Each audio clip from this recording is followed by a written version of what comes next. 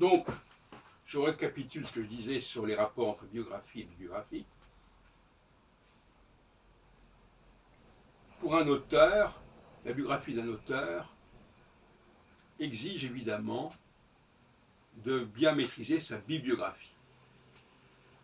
Ce qui veut dire savoir exactement à quelle heure, à quelle date il a publié, il a même écrit, et éventuellement ne pas se tromper dans les dates, ce qui peut se produire pour toutes sortes de raisons chez certains auteurs dont la chronologie bibliographique fait problème.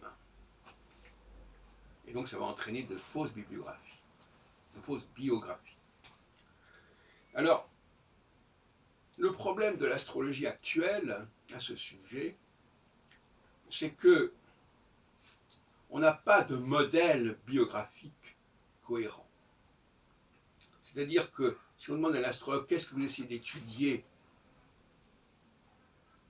dans la vie de la personne, une réponse très confuse.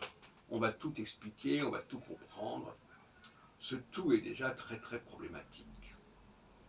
Moi, ce que je propose, au contraire, c'est un schéma standard, immuable, à savoir qu'il y a des périodes de commencement des choses, de renouvellement des choses, et des périodes d'aboutissement, de culmination. C'est aussi simple que ça. C'est presque en analogie avec le lever et la culmination. Et je pense qu'on devrait s'en tenir là, ce qui sera beaucoup, ça veut dire pas mal, parce que comme il y a des cycles, ces cycles par définition ils sont multiples, et par conséquent au cours de la vie, on aura plusieurs cyclicités qui se succéderont, qui s'enchaîneront. Pour moi, les cyclicités de base se font tous les 6 ans, avec un élément culminant au bout de 3 ans. Voilà, donc ça c'est un standard alfronien, le schéma astrobiographique de base.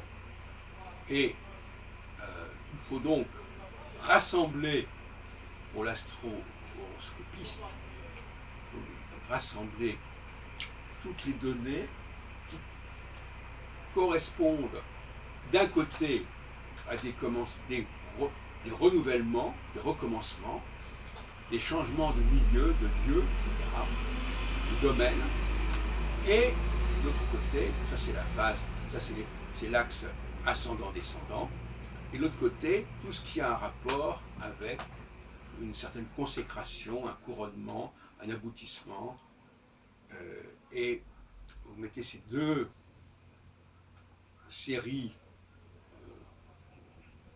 d'un côté de l'autre, et puis ensuite vous voyez comment tout ça s'articule et s'organise dans le cadre du système que j'ai élaboré.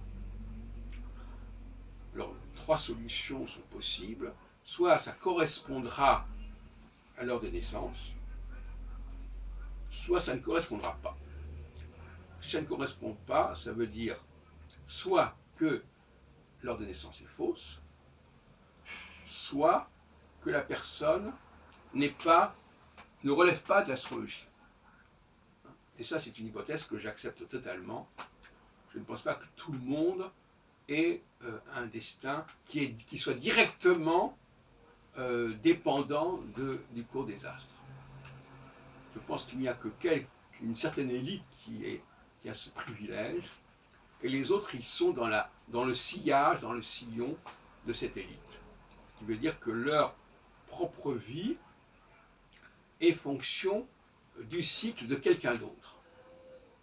Et ce serait d'ailleurs intéressant aussi de voir si les éléments biographiques d'une personne, faute de s'expliquer par les astralités de la personne en question, ne relèvent pas des astralités d'une autre personne dont elle a dépendu, dont elle dépend.